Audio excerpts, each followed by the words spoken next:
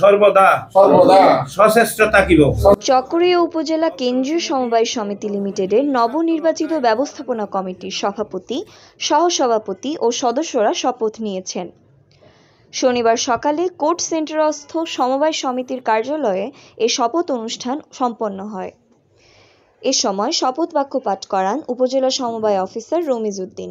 অত্র সমিতির স্বার্থ রক্ষায় প্রতিটি কার্য সম্পাদনে সর্বাত্মক সহযোগিতা করিব। আমি আরো শপথ করিতেছি যে শপথ শেষে আনুষ্ঠানিকভাবে সমবায় সমিতির সভাপতি ও সহসভাপতিকে দায়িত্বে বসানো হয়। এ সময় নিজেদের উপর অর্পিত দায়িত্ব যথাযথভাবে পালন করার প্রতিশ্রুতি ব্যক্ত করেন সভাপতি আব্দুল হাফেজ, সহসভাপতি আলী আহমদ।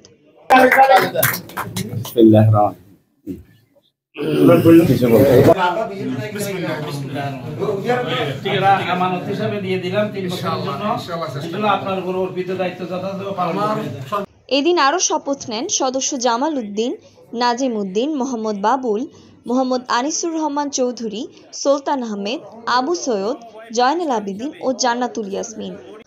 গেল শুক্রবার চকরিয়া উপজেলা কেন্দ্রীয় সমবায় সমিতি লিমিটেডের ত্রিবার্ষিক নির্বাচন সম্পন্ন হয়। এতে সভাপতি ও সহসভাপতি পদে বিনা প্রতিদ্বন্দ্বিতায় নির্বাচিত হন আব্দুল হাফেজ ও আলী আহমদ। আগামী 3 বছর মেয়াদে এই ব্যবস্থাপনা কমিটি কাজ করবে। News desk, TTN, Cox's Bazar.